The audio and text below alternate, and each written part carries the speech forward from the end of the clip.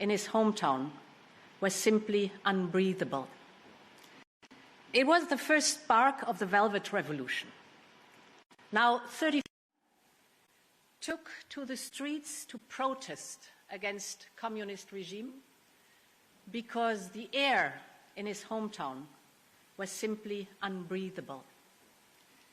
It was the first spark of the Velvet Revolution. Now, 35 years on, we all understand that fossil fuels are poison both for our individual health and for our climate.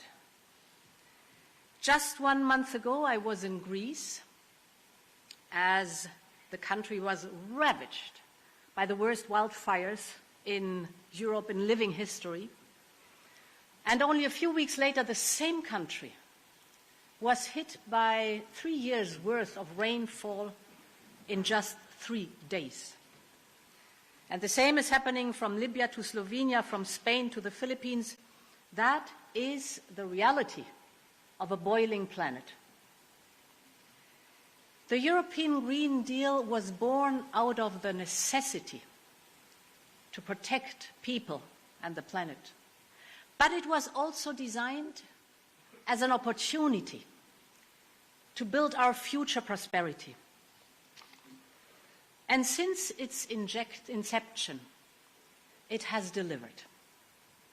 Last year, for instance, greenhouse gas emissions in Europe went down by roughly 2.5%, while the economy went up by 3.5%. So we have successfully reduced greenhouse gas emissions while growing our economy. Right here in Prague, for example, along bus line 170, buses are on that route, and they start to be powered by hydrogen. They make almost no noise and have zero emissions. And crucially, this is a new generation of buses produced by Škoda, the Czech automotive champion. And this isn't the only example of hydrogen innovation made in Czechia. Tatra trucks, for example, will present in November the first hydrogen-powered heavy-duty vehicle. It has been designed together with a host of Czech research institutions for difficult terrain, for extreme tasks, including firefighting and rescue operations. This was unthinkable just a few years ago. Tatra is already a Czech national pride as the third oldest motor vehicle company in the world, and they are now exploring the frontier of clean innovation. There's an immense potential of Czech industries. This country of innovators, of inventors, has been for centuries the beating heart of European manufacture. And now you're bringing your great history into the future.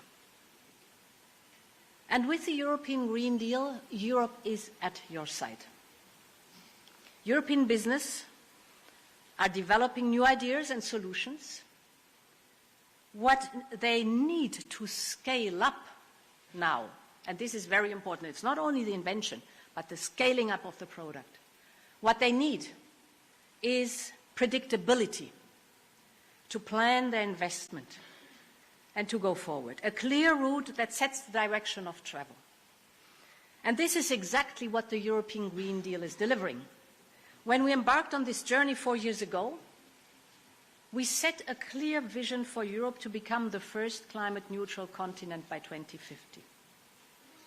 We cast this vision into our climate law, and we gave ourselves targets with a reliable roadmap. This was also possible thanks to Czechia. Under your presidency of the Council of the European Union, dear Petr, you played a critical role in passing our Fit for 55 legislation, the main pillar of our European Green Deal. And this is what European companies were waiting for reliability, predictability, a strong sense of direction from Europe so that they could invest, plan, and innovate. And thank you so much for your contribution to making this happen. But the European Green Deal was never only about rules. It was backed by massive investment. You all know Next Generation EU, our 800 billion investment plan, and Repower EU, up to 250 billion of investment, to speed up the transition to a clean economy of tomorrow. And we have seen the transformative power of these investments, for example, in our energy sector. We all remember when Putin tried to use natural gas to blackmail us. Europe's answer was the European Green Deal. Here in Czechia, for instance, you have used European resources to make your buildings more energy efficient. And in the first year of the war, you have installed almost 4 times more solar capacity than in the year before. It is because of this impressive progress that your government has rightly decided to double your solar energy target for 2025. And today, Europe, for the first time in our history, generates more electricity from wind and sun than from gas. So renewable energy is not only good for our planet, but it is homegrown, it creates good jobs here, and it is good for our energy independence and security. And the European Green Deal is transforming well beyond our energy sector. Since the very outset, one of our key principles was to bring everyone on board. Let me give you 2 examples from right here in Czechia on energy-intensive industries and on coal mining regions. Let's start with the energy-intensive industries. Glass production is a national pride of Czechia, rightly so. Europe cherishes these great national industrial treasures. And today, with the Volta project, we're investing in cleaner glass production. We are supporting the electrification of existing flat gas furnaces so that they can cut emissions by more than 75%.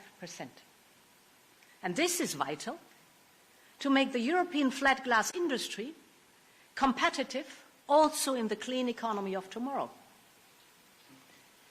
The second example has to do with those regions that need greater investment before they can embrace a cleaner future.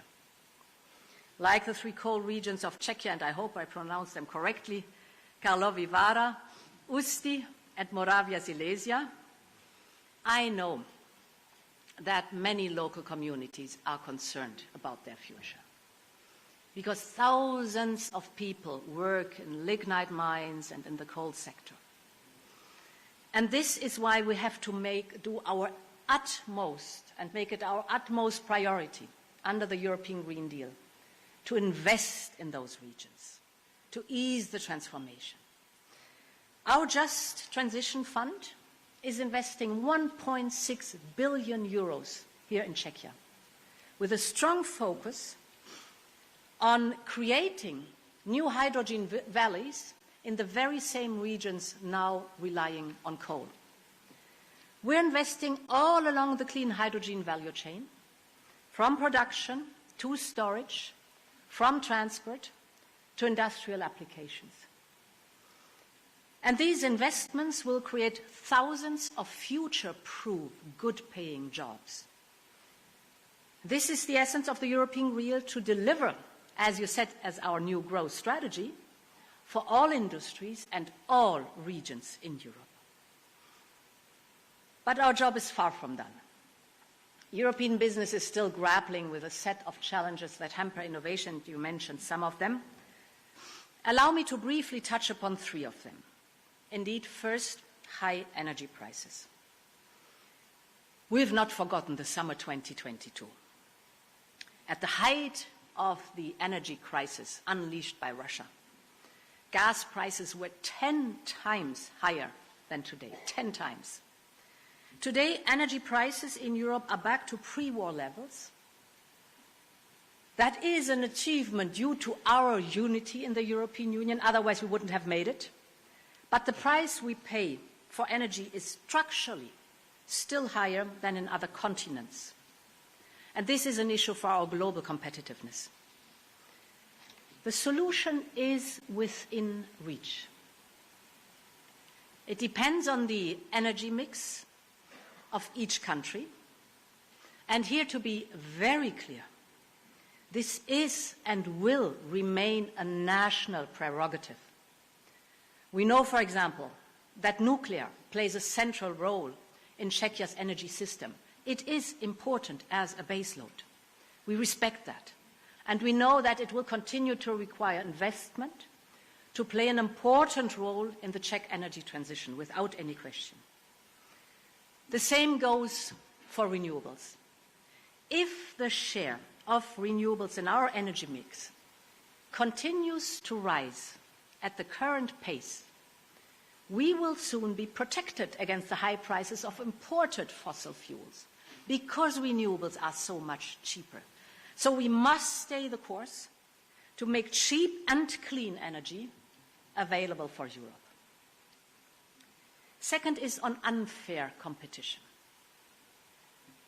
Too often, our European companies face the competition of heavily subsidized foreign players. Think about the auto industry. Czech car makers are now investing heavily in new lines of electric vehicles, rightly so, that's the future. But at the same time, global markets are flooded with cheap Chinese electric cars. And their price is kept artificially low by huge state subsidies. So this is why we are launching an anti-subsidy investigation into electric vehicles coming from China. European companies will always be ready for true competition, competition on cost effectiveness and quality. But it has to be fair. And we will protect European companies from unfair competition. And finally, each economic sector, of course, faces specific challenges in its own clean transition. Some industries struggle with the slow pace of permitting. You know these topics. Others with excessive reporting obligations. Most industries are facing difficulties in the access to raw materials or to a skilled workforce. With our Green Deal industrial plan, we are addressing those challenges across economic sectors. But I think the time has now come to engage with each and every industrial ecosystem. And this is why we are launching a new series of clean transition dialogues with industry. And this includes, of course, the Czech industry. We want to address the specific issues that individual sectors have dealing with the European Green Deal, dealing with competitiveness, dealing with global challenges, because we are in this together. Distinguished guests, ladies and gentlemen, Czechia is a country of reformers and pioneers. It is the birthplace of electric trains and of the word robot. Czechia is the place where tradition and modernity, so past and future, have always danced with each other. You have everything you need to be a European leader in the clean economy of tomorrow. You have a solid industrial base. You have the ingenuity to leap forward. You have a phenomenally skilled and highly educated workforce. So let's seize the opportunities of the European Green Deal. The future of Czech industries is in your hands. Many thanks. President, thank you very much.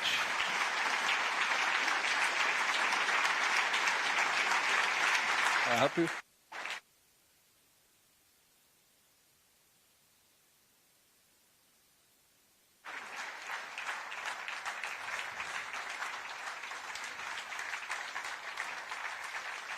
Madam President, thank you very much for your speech. Thank you for mentioning good examples of Czech companies. President of the European Commission, thank you.